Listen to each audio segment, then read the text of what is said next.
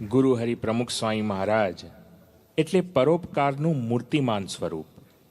તેઓની અકારણ કરુણા પત્રો દ્વારા સદાય વરસતી જ રહી.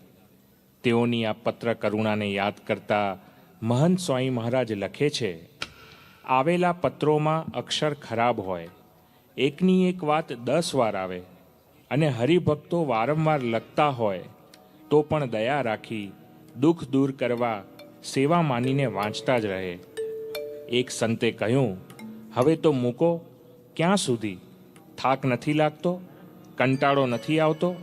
ત્યારે પ્રમુખ સ્વામી મહારાજ કહે, આ તો સેવા છે, સેવાનો અનાદર ન થાય. ભક્તોની સેવા એ તેઓ ભગવાનની ભક્તિ માને છે. હા, ખરેખર પ્રમુખ સ્વામી મહારાજની પડે પડ ભક્તોની સેવા માટે, બીજાના ભલા માટે જ વપરાઈ હતી. અને એટલે જ પૂજ્ય મધુરવદન સ્વામી ગાય છે, ભલું કરવા હંમેશા બીજાનું, દેહને દમતા પ્રમુખ સ્વામી.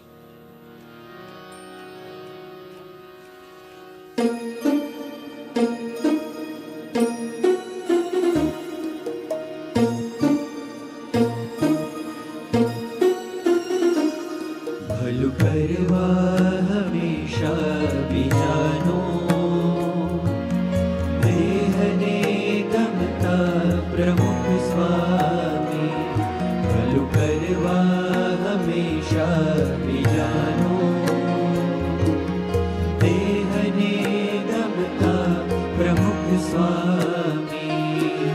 સ્વીકારી પારકી પીડા, સ્વીકારી પારકી પીડા, હસીને ખમતા પ્રમુખ સ્વામી. હસીને ખમતા પ્રમુખ સ્વામી.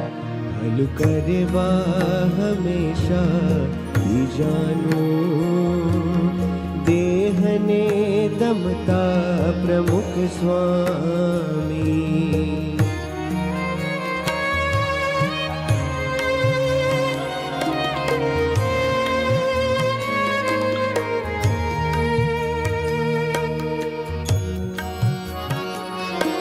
ગમે તે અગવડોને વ્યાધિ ઝુકાવી શકે ના કદી જેને.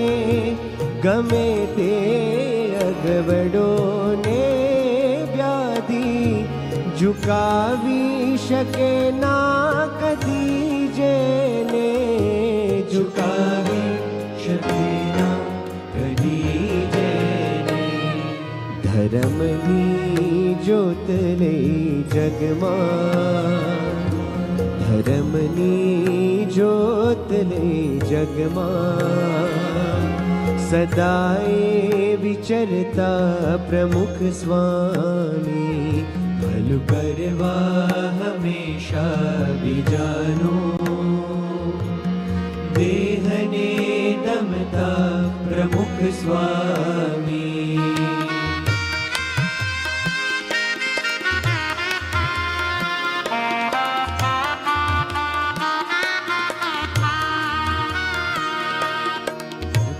રોગનો હુમલો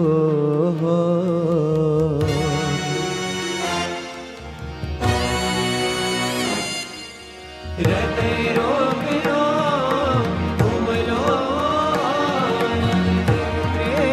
મોતીઓ પાકે,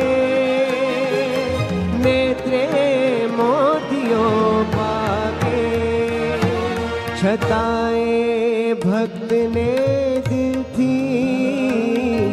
છતાંય ભક્તને દિલથી કદી ના ભૂલતા પ્રમુખ સ્વામી. કદી ના ભૂલતા પ્રમુખ સ્વામી. ભલું કરવા હંમેશા બીજાનું, દેહને નમતા પ્રમુખ સ્વામી. ભલું કરવા હંમેશા બીજાનું, દેહને નમતા પ્રમુખ સ્વામી. ભલું કરવા હમેશા